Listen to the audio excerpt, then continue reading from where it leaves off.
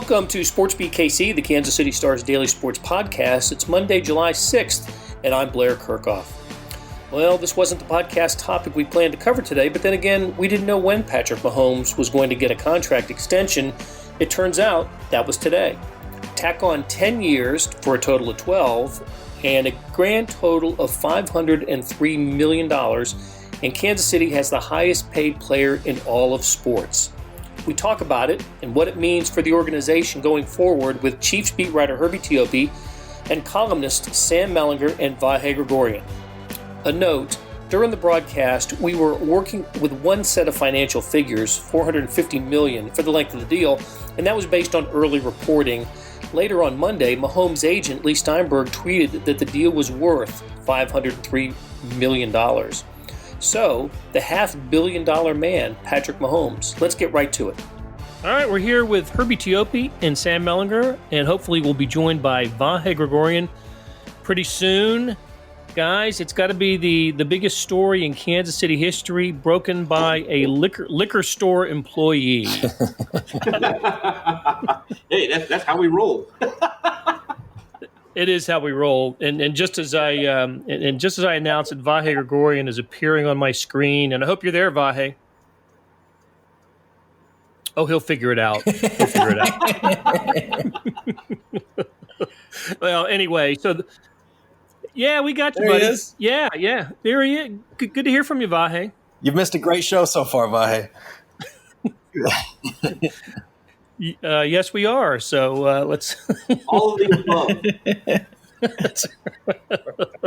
Man, you're earlier than I expected. A whole 5 minutes early. Way to go! I sensed a little pessimism in your text back about we'll just get started. Well, kind of like the post game Facebook Lives, just join us when you can. That's right. Glad to be with you guys. Terez, good to be with you too, Vahe. Terez used to call these emergency Facebook Lives. This isn't a Facebook Live, but a podcast. But it kind of has that emergency feel to it, doesn't it? It sure does. Good thing we have a good email director, Blair, and you. So. All right. 10-year extension for Patrick Mahomes, which makes it a 12-year deal because it's the final 2 years of his rookie deal. 10 added to that. 12 years keeps him in Kansas City through 2031. Wow. First of all, I'll just say that in the history of the NFL, I could only find a couple other contracts that were 10-year deals. One signed by Drew Bledsoe, the other by Michael Vick. And Bledsoe was injured in the second game of the first year of his 10-year deal. And Michael Vick lasted 2 years on his deal with the Falcons. So here's hoping for the Chiefs' sake that Patrick Mahomes has more fortune with his 10-year deal than either one of those guys. But man, 10 years, and the latest that I'm seeing and what I added in my story, $450 million total. And let's just start with what this means for the Chiefs and for Kansas City. Melly, let's start with you since your column is in. Yeah. There was also Donovan McNabb signed a 12-year deal at one point that he did not play the end of that deal either. But look, I mean, he is now going to surpass Alex Gordon as the richest Kansas City athlete in history. There's a lot to tackle on it, but one thing that I keep thinking about is how much the Chiefs were a good team before Patrick Mahomes was here. They were a perennial playoff team. They were just good enough to lose in the playoffs, right? They were good enough to where the top of the NFL you could kind of see it. But not really touch it. And it just kind of strikes me how important it is. They just got this one, not just this one. They made other good decisions, but they got the most important decision in franchise history, the biggest all-in move when you think about giving up 3 picks, 2 of them first round, to move up to take a quarterback that you don't need for that season that you plan not to play. And they got it so comprehensively, just undeniably right. Every step of the way. They started planning this contract, this extension, before he took his first snap. Before he played his first season as QB1, Brett Veach is calling him the best player he's ever seen. And that year in training camp, I'll never forget like asking him about that and giving him the chance to like walk it back. Like, no, that was taken out of context. And what he said was like, people I think this is the best player ever. But what I said was he's the best player I've ever seen in my time of being around the NFL. That's what I meant. Like, wow. Okay. Guy meant what he said. Total misinterpretation. Guy meant what he said. Give him credit. So it's just striking. I mean, for years, I mean, if you follow the Chiefs for more than 10 minutes, you know how much they struggle to find a quarterback. And now for the next 12 years, they're going to have the best quarterback in the league. And if he's not the best quarterback in the league, somebody better pack a lunch because, he's setting a high bar. All right. So, Vahe, what did you write about? Well, look, I tried to envision 2031 a little bit, and I don't think we're going to have flying cars yet and stuff like that. But my goodness, we're going to have, in a world of uncertainty, we're going to have Patrick Mahomes here still. And I think it's sort of everything Sam said. Sam makes a great point about just the organization's vision that allowed it to pursue this and execute this in all its implications, right, including the overhauling of the defense after 2018 season so that we wouldn't just look at Patrick's time here as a novelty act with great stats. So all that is what stands out to me. And I just think, one way or another, generational, transformational, whatever you want to call him, he flipped the whole script on how football is looked at here, right? They were perennial contenders. I'm doing the air quotes on that because they were also perennial break your heart early in the playoffs teams. And I think the very self-image of the city kind of correlated to that. Even after the Royals, I think there was still this general feeling like, well, we're kind of cursed. It's just never going to work out. Why not us ever? And then you get Patrick Mahomes. And I think even after that loss to the Patriots, that had a little different taste to it. You felt like maybe that was starting something at the end of that season instead of just another, miserable trap door. And, that's proven true now in the last year. And the other thing I'll say for now is what's really great about this isn't just that he's a great football player, but I mean, he's a sort of fundamentally wholesome guy or exemplary guy that you want to be the face of your team, the face of the league, the face of the city. And that's what they've got for another decade. How about that? Not only that, but they're bringing a Whataburger to town for him. So I think that's that's a. Of course, he asked for that, didn't he? He asked for the Whataburger. He did, and I think it's going to force their hands. There's going to be a Whataburger on every corner with franchisee Patrick Mahomes on it too. He can buy his own Whataburger now. He can buy it now. Yeah, a few. Yeah. So, look, I'll play devil's advocate. He hasn't won a Super Bowl in every year he's been in Kansas City. That's right. I mean, only one in 3 years. I mean, what the heck? I mean, there was the time he lost in the playoffs to the 2018 Chiefs defense. That's gonna haunt him. That's right. Speaking of devil's advocate, I'm looking forward to the Mellinger column on how this is going to be a parallel to Drew Bledsoe and Donovan McNabb's. Yeah, exactly. But you're making a joke and it's funny. I get it, but I've thought about this of like if his career doesn't end up on this trajectory, if by the end of this contract he is not one of the best 10 quarterbacks in NFL history, what would be the reason? It could be injuries, right? Like that's always, a possibility. But other than that, the reasons that you come up with are sort of, what if defensive figure him out? But look, man, I thought last year was really informative, for lack of a better term. I thought that defenses played him differently, and I thought that I know his stats weren't the same, but I thought he was more effective in a lot of ways than he was his first year as a starter. So will he stop working is hard? Will he stop studying is hard? I mean, that's always he's a human. So that's always a concern, but there's nothing in who he is so far that makes you believe that. And the other thing is, are the Chiefs going to stop surrounding him with talent? And, you never know. The salary cap's about to get tighter. with this deal. But Brett Veach is 41 years old, and he's got a lot of young guys working for him, and they've done a pretty good job of that so far. You talk about young, and that's the thing we haven't hit on here yet. Mahomes is just 24 years old, man. I mean, he doesn't turn 25 until September the 17th.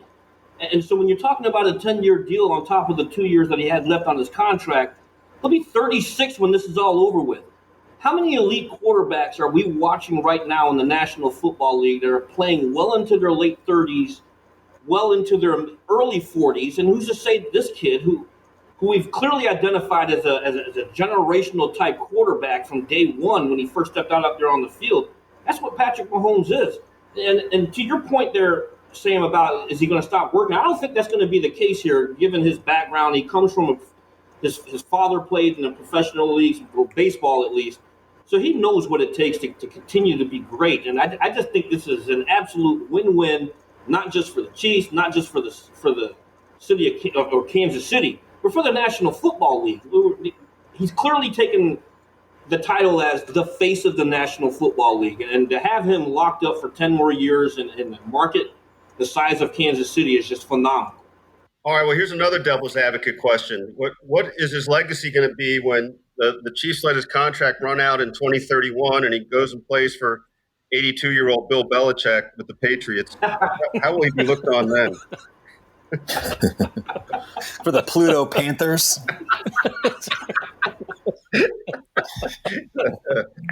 I don't know. If he has the 10 Super Bowl rings by then, I think he'll be forgiven in this town. But hey, I want to go back to something Sam said, and I think it's worth visiting that when the Chiefs drafted Patrick Mahomes, we all understood that he was coming into an organization with a head coach that was an offensive genius, with to apprentice under one of the best leaders in the NFL, to be in a quarterback room with Matt Nagy, and it was set up for him to succeed. And then you go onto the field, and there's one of the best tight ends in football, one of the fastest wide receivers in football, a solid offensive line. Everything was here for him to succeed, and of course he has succeeded beyond anything that the Chiefs have really ever known. All those pieces, some of the pieces are gone, and he's not always going to have Travis Kelce and Tyreek Hill and Mitchell Schwartz and everything else. Has he proven to you guys that that you can replace those parts and he'll still be Patrick Mahomes? Well, I think that the Chiefs have done a really good job of prioritizing, like, sort of keeping strengths.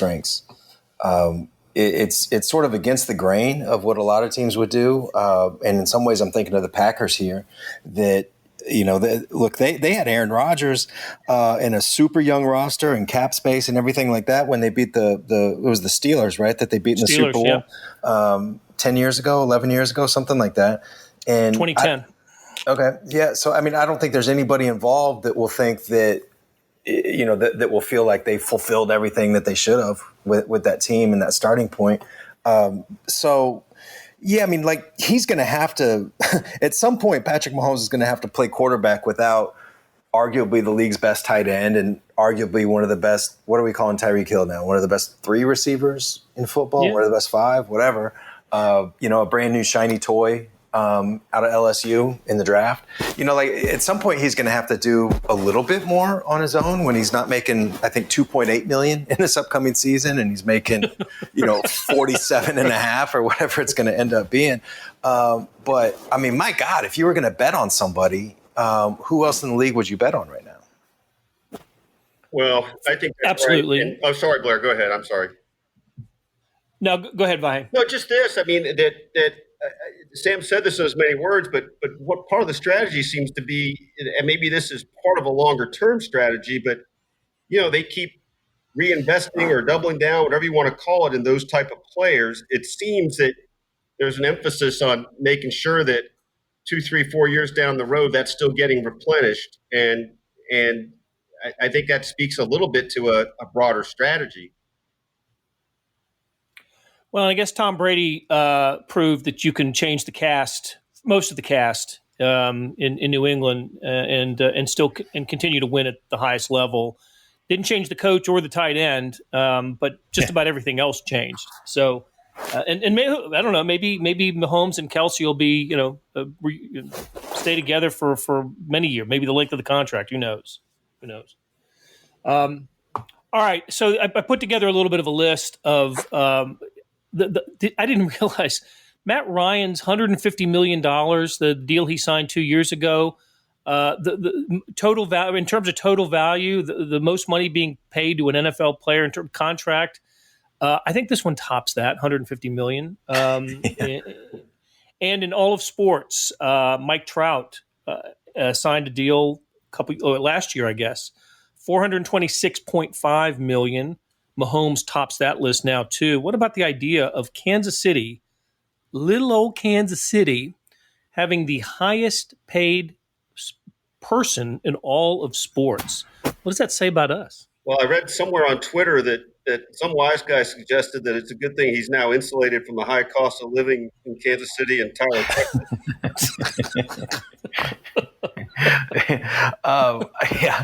It says what it says is a whole mess of stuff about the NFL because the Royals are never going to have the highest paid player in baseball or in all sports, and I think that maybe if you're a Giants fan or a Jets fan or a Chargers fan, a Bears fan, although you should probably blame the drafting of Mitch Trubisky for at least part of that.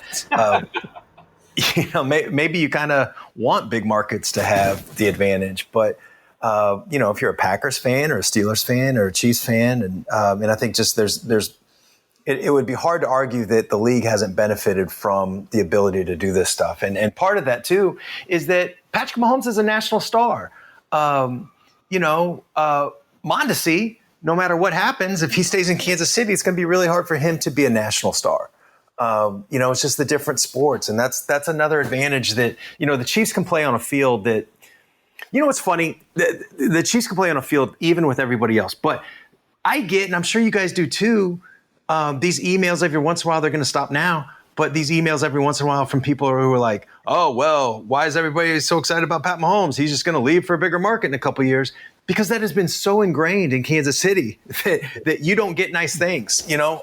Stars go and play in other places. It has been so ingrained that people, just naturally think that that's the way it is in this sport too. But it's not, like kids who just finished kindergarten are going to be in college when this contract is over. It is freaking crazy. It's funny you said that. We don't get nice things, Sam. I think I used some line like that, and I kind of spliced it together with a little Nancy Kerrigan, why? On this thing, but that is, and you guys would know it better than I would, particularly you, Sam, having grown up here, and obviously you, Blair, having been here so long. But I think that word you used, ingrained, it takes a while to sort of change a whole mindset. But things like this happening, I think, suggest again that some things are more possible now than they might have been before Brett Veach decided Patrick Mahomes was who he was. Absolutely. How many number 15 jerseys are going to be sold in this, everywhere on Earth over the next, next few days, actually. Let's, I imagine people are going to their Amazon.com now to order up a 15. Why not? Hey, let's take a quick break. When we come back, we got to talk about what this means for Chris Jones in that deal. How can we have a podcast about the Chiefs and not talk Chris Jones? We'll be right back. Hey, it's Blair. We have a special subscription offer for SportsBeat KC listeners, unlimited digital access to the Kansas City Star's award-winning sports coverage. Sign up now for 1 year of Sports Pass for access to all the sports news, features, and columns presented on the kansascity.com site, and it's only $30. That's a 40% savings off our regular rate. Your subscription will automatically renew after the initial term at $50 unless you tell us to cancel. Your subscription helps support the sports coverage of kansascity.com and the Kansas City Star, and that support has never been more important. Please visit kansascity.com/SportsBeatKC offer to get this special offer. And as always, thanks for listening. We are back with Herbie Teope, Sam Mellinger, and Vahe Gregorian. We are talking Chiefs. Patrick Mahomes the new $450 million man in the NFL. We were talking about Kansas City and how this factors into Kansas City. The Royals did have, I think, baseball's biggest payroll right before the strike of '94 when they went out and signed David Cohn. And I know this goes way back before any of us, but Tiny Nate Archibald was the highest paid player in the NBA for 1 year when he was a Kansas City King. So it's not like Kansas City, hadn't been at the top of the money game. I didn't know that. That's great. A short basketball player from Kansas City is the highest paid. That's amazing. I think for 1 year, yeah. So, but all right, Herbie, take us through this scenario now. The money and Chris Jones. It was funny that. No more than, 15 or 20 minutes after the news broke, Chris Jones was trending on Twitter. Not just Patrick Mahomes, but Chris Jones as well. What does this mean for Chris Jones in the contract? I don't think what this means is plain and simple to me. I don't think you're going to see Chris Jones signing a lucrative contract right now because where are you going to find the money? The Chiefs started Monday with $6.2 million in available salary cap space. And that's taken into consideration his deal, his franchise tag, what it's going to count against the cap, as well as setting aside some money to sign your draft picks. Now you've got Mahomes locked up to this lucrative long-term deal. Granted, they can backload it, but I don't see where you're going to find that money to also take care of Jones the same time you take care of Mahomes. So I think worst-case scenario is next Wednesday on July the 15th, that deadline is going to come and go, and then it's either the franchise tag or Chris Jones decides he wants to sit out the year. Yeah, I think you're right. What does this mean for the fact that it's we've got a number now? Schefter reported the number $450 million. It's not going to be long before the market catches up with Mahomes and maybe passes him by, won't it? Just a few years. He's locked into a long-term deal for a set amount of money. I'm not fluent in contractees, but it seems to me that the quarterback in the next 2 or 3 years, someone's going to pass him on terms of annual salary, and it strikes me, even though the money is eye-opening and it's more than anything we've seen in Kansas City in terms of where it stands in the NFL. He won't be the highest paid player per year in a few years. Am I right about that, Herbie? Yeah, and I think you're absolutely right because it always seems every year a quarterback always leapfrogs another one. You mentioned Matt Ryan there, and then you've got the quarterback up there in Seattle, Russell Wilson, who leapfrogged Matt Ryan, and now you've got Mahomes jumping over Wilson. And eventually the quarterback out of Baltimore, Lamar Jackson, he's due for a contract here in a couple of years, so maybe he leapfrogs Patrick Mahomes. But the good news about this is if the Chiefs decide they want to keep Patrick Mahomes happy and being the highest paid professional athlete is very important to him, they can always go back and rework this. You see that all the time. Julio Jones down there in Atlanta, they reworked his contract. So, you can always do it. All right. You're right, Herbie. You're right. So what? Let's wrap this up. What is this? The reaction was happy, right? Everybody on Twitter really happy about this. We played devil's advocate in the first part of this, but overall, this is just outstanding news for the Chiefs, their organization, and we know that because they bought 6 bottles of Dom Perignon at the liquor store on the plaza. We know they're pretty happy about it. Why only 6? I was going to say, who didn't get one is what I want to know. Right. Who got left out? So it's funny. For the year 2020, 2 of the, handful of biggest stories, maybe the 2 biggest stories in sports for this year have involved the Chiefs winning the Super Bowl and Patrick Mahomes signing this contract. Both pretty happy occasions, I would say, Vahe, don't you think? Yeah. And we know the Super Bowl. I don't know if this is really a very well thought out premise, but my gut feeling is this is the best sports news for any team anywhere recently. Is it not? It's the most clear with the highest upside, highest clear upside while we're in the middle of so much other uncertainty. So it's pretty cool. And you can make a case that the Chiefs are on a roll, as you guys started this podcast with. Indeed. One thing I keep thinking about is the Chiefs basically all but promised that this would be a historic deal. But NFL deals don't usually go beyond 5. I know we've mentioned a few examples, just in the division. Von Miller signed a deal that I think was 6 years. There's been, a few that are 6 to 8, whatever. But just to leapfrog everything like that and just go straight up 10 that doesn't kick in for another 2 seasons is just, I mean, it's unprecedented, but it's unprecedented because the quarterback is unprecedented. There hasn't been anything like this guy. Here's something that's else a good to consider point too. We're mentioning Patrick Mahomes, but Andy Reid is still in his early 60s, and he's always said over the last couple of years how coaching Patrick Mahomes makes him feel younger.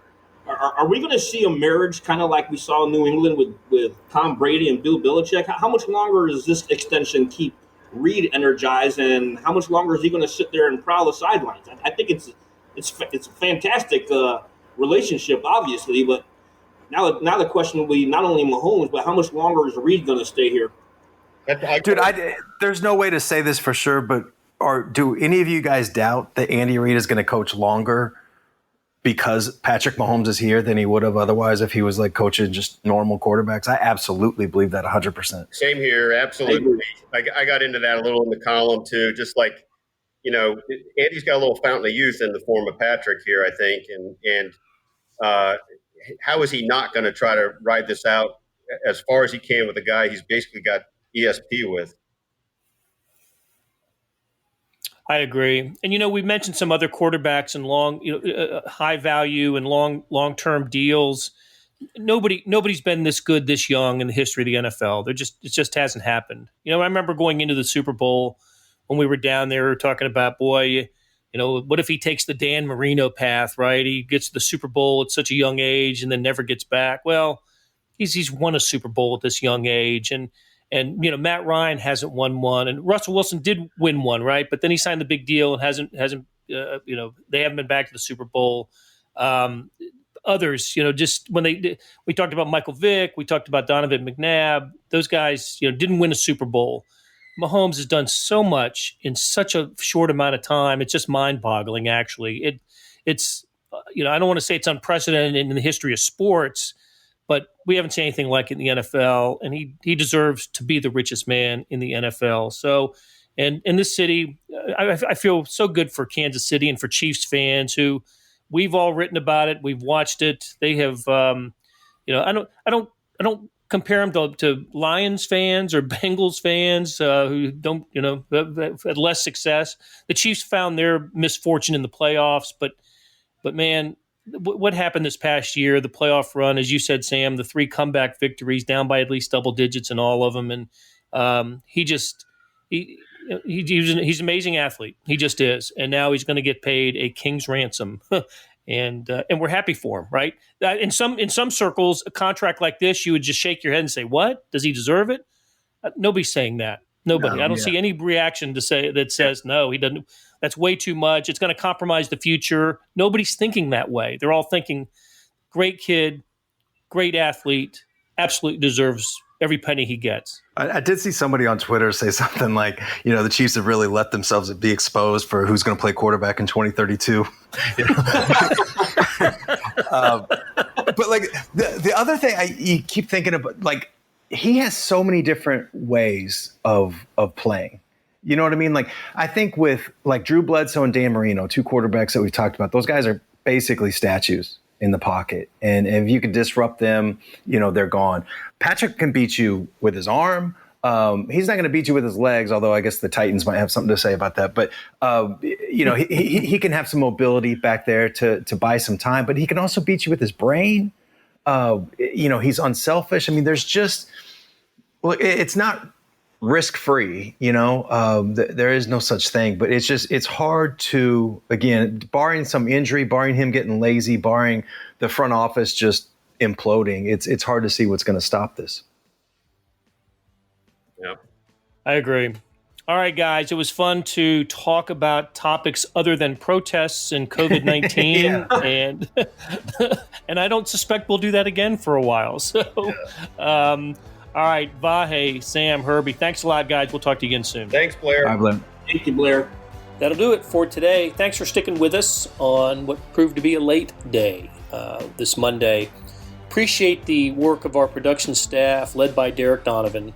Also, Savannah Smith, Randy Mason, Beth Welch, Jeff Rosen, and Chris Fickett. Tip of the cap to Herbie Teope, Sam Mellinger, and Vahe Gregorian for talking Patrick Mahomes' contract extension today. Hey, earlier in the episode, you heard me talk about the Sports Pass offer. It still stands, and it's a good one. $30 for a year's worth of sports coverage, and that includes the Sports Extra with the e-edition. There's 30 additional pages of national sports coverage today. Well, here's an even better offer. Buy the entire Kansas City Star product. Sports news, features, commentary, and analysis, the whole thing. You get all the stories written by my talented colleagues, plus extra news, sports, and business coverage. The details can be found at account.kansascity.com/subscribe. That's account.kansascity.com/subscribe. And whether it's the Sports Pass or the full subscription, you're getting and supporting the best sports and news coverage in Kansas City and helping us produce programs like SportsBeat KC. Thanks for listening, and we'll be back on Tuesday with another episode.